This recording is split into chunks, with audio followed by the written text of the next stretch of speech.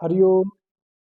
आज मैं आप लोग को बताने वाला हूँ कि स्नान करने का तरीका, स्नान करने की विधि जो हमारे शास्त्र में बताया गया है।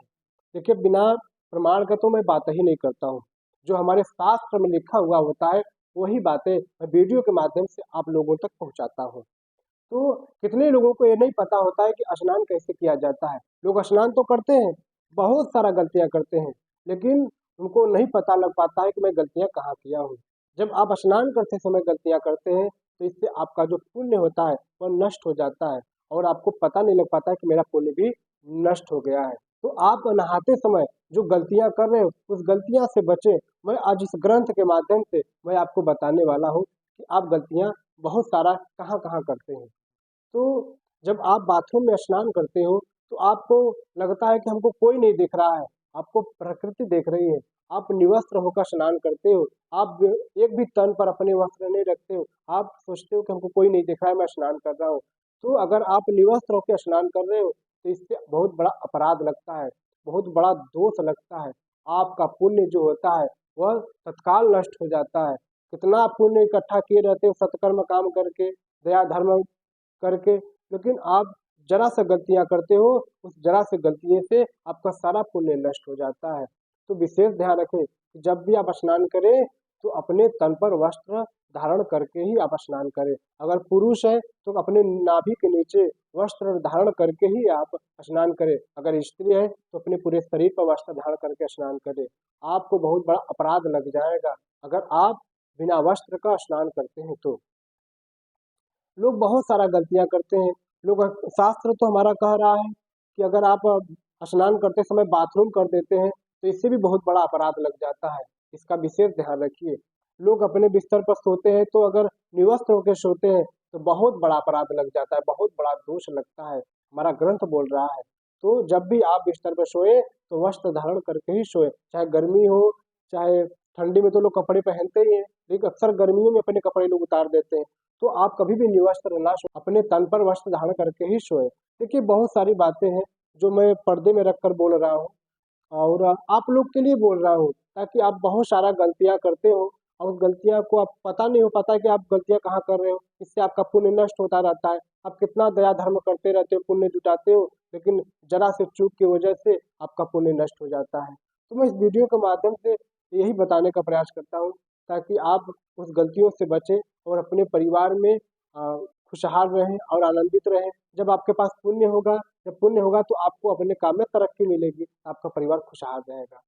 तो जो भी मैं वीडियो के माध्यम से आपको उपाय देता रहता हूँ, आप अगर इस उपाय को करेंगे तो आपको बहुत लाभ मिलेगा।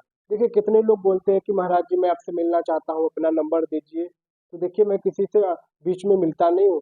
जो मेरा मिलने का समय है तो रविवार के दिन 11 से 12 दिन में मिलता हूँ, सिर्फ रविवार को। और मोबाइल से ज़्यादा बात नहीं करता हूँ। और देखिए, हम लोग साधना भजन करने वाले हैं। हम लोग रात को 2.5 से 3 घंटा ही सो पाते हैं, बाकी आप समय अपना साधना में ही देते हैं। तो मैं जो भी ग्रंथ में शास्त्र में पढ़ता हूँ तो मैं सोचता हूँ कि मैं वीडियो के माध्यम से लोगों तक पहुँचा दूँ, ताकि लोग इस बात को हमारे सुने और अपने घर में इस उपाय को करें, ताकि उनके जीवन खुशहाल रहे। जो उनके घर में समस्या है, इस वीडियो को देखकर उस समस्या का निवारण कर ले। बस मेरा यही भाव है। तो अगर आप इस वीडियो को सब्सक्राइब नहीं किए हैं तो सब्सक्राइब कर लीजिए, इसको शेयर करिए ताकि ये वीडियो लोगों तक जाए। तो जब आप स्नान कर रहे हैं तो अपने तन पर वस्त्र वस्त्र धारण करके ही स्नान करें। ख्याल रखें, इस बात का विशेष ध्यान रखें आप। और इस गलतियों को अगर करते हैं तो आपको समस्या बढ़ सकती है। एक बार कुबेर के दोनों पुत्र गंगा जी में स्नान कर रहे थे, तो नारद जी उसी मार्ग से जा रहे थे। नारद जी का नजर कुबेर के दोनों पुत्र पर पड़ा। नारद जी उन लोग के समीप गए और देखे कि वो लोग निवस्त्र होकर गंगा जी में स्नान कर रहे हैं। नारद जी ने कहा, तुम लोग इस पवित्र गंगा में निवस्त्र होकर स्नान कर रहे हो। तो जो कुबेर के दोनों पुत्र थे वह एकदम घमंड में थे कि मैं कुबेर का लड़का हूँ। नारद जी से बहस कर लिए। नारद जी को क्रोध आ गया।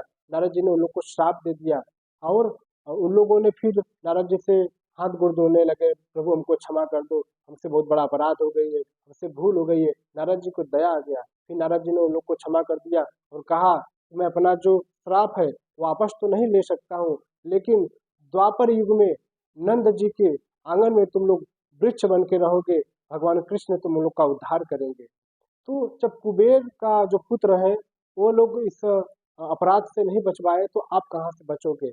इसलिए जब भी आप स्नान करिए अपने तन पर वस्त्र धारण करके ही आप स्नान करिए। देखिए कभी भी किसी निवस्त्र हुए व्यक्ति को अपनी आंखों से नहीं देखना चाहिए, चाहे पति पत्नी क्यों ना हो। देखिए मैं बहुत पर्दा डाल के इस बात को कह रहा हूँ, कोई भी व्यक्ति हो किसी को भी निवस्त्र रूप में आंखों से नहीं देखना चाहिए। इससे बहुत बड़ा अपराध लग जाता है, बहुत बड़ा दोष लग जाता है और आपका जो पुण्य है वह नष्ट हो जाएगा। इसलिए इस बात का विशेष ख्याल रखें। जब भी आप स्नान करें तो अपने तन पर वस्त्र धारण करके ही स्नान करें। स्नान करते समय भगवान का स्मरण करिए, भगवान का ध्यान करते हुए स्नान करिए, ये बहुत अच्छा माना जाता है। आप जब स्नान करते समय गलतियाँ करेंगे तो उसके परिणामों को आपको भोगना पड़ेगा। जो भी मैं स्नान करने की विधि बताया हूँ, आप इस तरीके से स्नान करते हैं तो आप अपराध करने से बचोगे।